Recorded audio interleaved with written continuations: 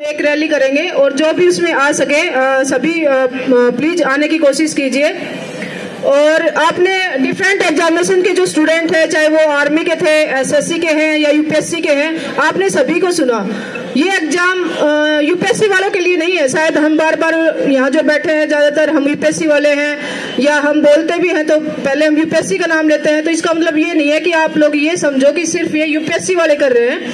ये जो मूवमेंट है ये सभी सेंट्रल गवर्नमेंट एग्जामिनेशन के स्टूडेंट के लिए है, चाहे वो एसएससी हो, चाहे वो बैंकिंग हो, आरआरबी हो, या फिर वो आर्मी हो, नेवी हो, एयरफोर्स, जितने भी सेंट्रल गवर्नमेंट एग्जामिनेशन हैं उन सभी के लिए है। और ये जो मांग है वो भी सभी के लिए है। आप लोग ये ना सोचे कि लास्ट अटेम्प्ट पर बैठे हैं या जिनकी एज पूरी हो गई है वो बैठे हैं।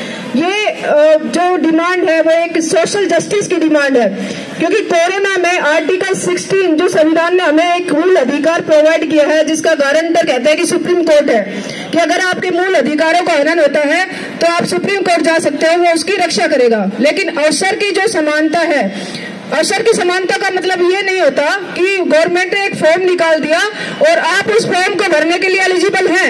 अवसर की समानता का मतलब है कि वो सेम परिस्थितियां आपको प्रोवाइड की गई है जो हर एक कैंडिडेट को प्रोवाइड की गई है। तो कोरोना हमारे देश में अवसर की समानता तो वैसे आज तक ही सुनिश्चित नहीं हो पाई, लेकिन ये था कि हाँ गैप थोड़ा कम था। लेकिन कोरोना ने उस अवसर की समानता का जो गैप है वो पहले जो 29% पॉवर्टी थी अब उसको डबल कर दिया है।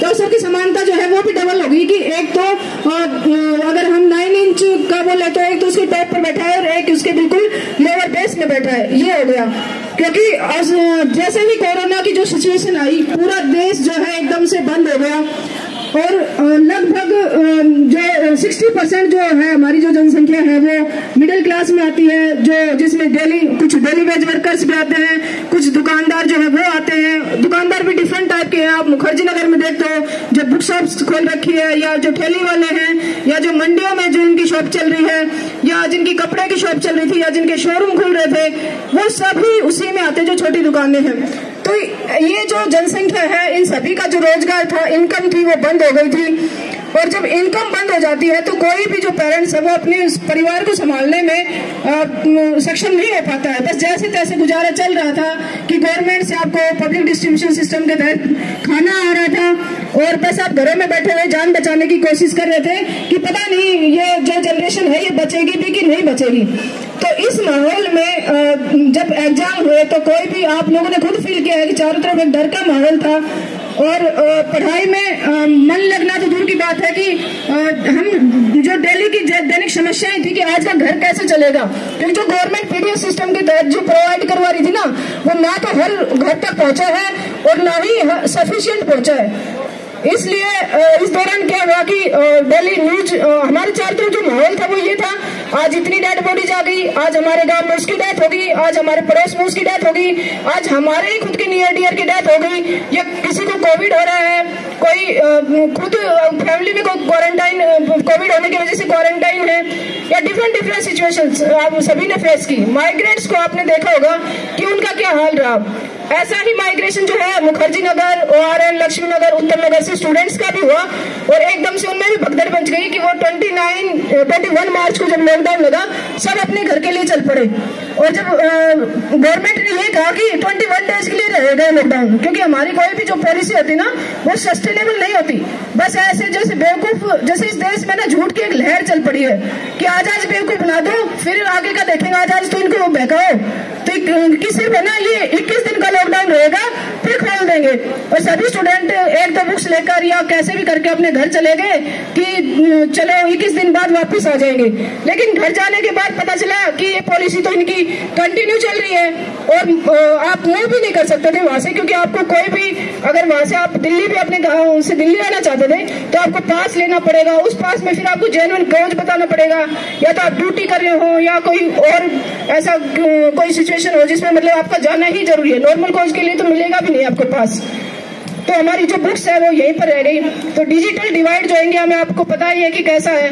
जब एक उड़ीसा के MP से मिलता है तो वो बोलती है कि मेरे घर में, मैं जिस गांव से बिलोंग करती हूँ, मेरे को अगर मैसेज करना हो तो मुझे 5 किलोमीटर दूर जाना पड़ता है और अगर मेरे को फोन रिसीव करना हो तो मेरी छत पे जाना पड़ता है। और मैंने काफी बार गुहार लगा चुकी कि मेरे गांव में टावर लगाया जाए, लेकिन आज भी अवेलेबल नहीं है। तो इंडिया जो है वो सिर्फ एनसीआर रीजन से नहीं बना है कि आप लोग सोचते हो कि हमारी तो इनकम भी ठीक ठाक है और हमारे यहाँ तो टावर भी ठीक आते हैं, हम तो नहीं इसके भुक्तभोगी हैं। तो ये भारत से बना है जहाँ पर आज भी आदिवासी एरिया है, ऐसे एरिया हैं जहाँ आज भी कोई टावर नहीं है, जहाँ आधुनिक टेक्नोलॉजी नहीं है। और इस दौरान फिर डिजिटल डिवाइड तो रहा ही, बुक्स की जो शॉप है वो भी बंद हो गई। तो और दूसरा मेंटल स्ट्रेस, दो चीजें जो बेस रही वो था मेंटल स्ट्रेस और डिजिटल डिवाइड, जिसने हर स्टूडेंट के माँ बाप के एक फैमिली के जो सपने हैं उनको रन दिया।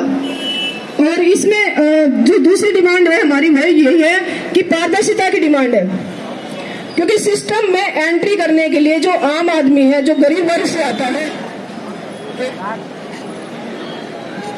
जो गरीब वर्ग से आता है, उसकी एंट्री सिस्टम में, लोकतंत्र में जो भागीदारी है वो कैसे सुनिश्चित हो सकती है?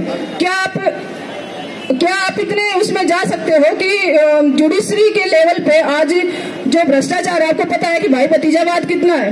जुडिशरी में जो सुप्रीम कोर्ट में जा सकते हैं वो पहले से एस्टेब्लिश जो जज है ना, उन्हीं के रिश्तेदार जा सकते हैं। आप लोगों का जुडिशरी में, मिडिल क्लास का अपर हायर जुडिशरी में जाना मुश्किल है। मीडिया हाउसेज हम पहले सिर्फ किताबों में पढ़ते थे कि अपनी बात रखो, कि नेशनल मीडिया आपको कवरेज करेगा, मीडिया लोकतंत्र का साधन है। ये सब बातें झूठी हैं। सब मीडिया हाउसेज बिके हुए हैं, कोई कांग्रेस सपोर्टेड है, कोई बीजेपी सपोर्टेड है। अगर इन मीडिया के दिमाग में ये होता कि वो जनता की आवाज उठाते हैं तो आज 11 दिन हो गए आज हंगर स्ट्राइक पे इन बच्चों को, और कोई भी नेशनल मीडिया यहाँ कवरेज के लिए नहीं आया। इवन हम फोन तक कर चुके, इंफॉर्मेशन भी दे चुके व्हाट्सएप वगैरह पे कि हमारा ये यहाँ पर चल रहा है। तो आप उसमें भी अपनी एंट्री भूल जाओ टॉप लेवल पे। वो बात लगे कि आप एक छोटे यूट्यूबर बन के आप घूमते रहो कि हम मीडिया में हैं। तो जो आम आदमी है उसका जो पार्टिसिपेशन है, इस अगर डेमोक्रेसी में सुनिश्चित करना है तो वो सिर्फ बनती है गवर्नमेंट नौकरियां, वो चाहे लोअर लेवल की हो चाहे अपर लेवल का एग्जाम हो। और उसको इस गवर्नमेंट ने जो कोविड 2 साल में हर उसकी जो एज है ये अटेम्प्ट वो लिमिटेड है। जैसे आर्मी के अभी हमारे जो स्टूडेंट उसने कहा कि वो अभी 18 साल के हुए हैं और उसकी एज भी जा चुकी है। 18 साल का जो बंदा अभी हुआ है, अभी एक कॉलेज लाइफ में उसने 12वीं पास करके एंट्री की है, वो तो उस जो एग्जामिनेशन से ही बाहर हो गया। ऐसे ही अदर एग्जाम के जो स्टूडेंट हैं उनकी भी ऐसी मेन डिमांड्स है कि वो भी इस दौरान उनके 2 साल खराब हो गए। किसी के पास एक अटेम्प्ट बचा है, किसी के पास नहीं बचा है।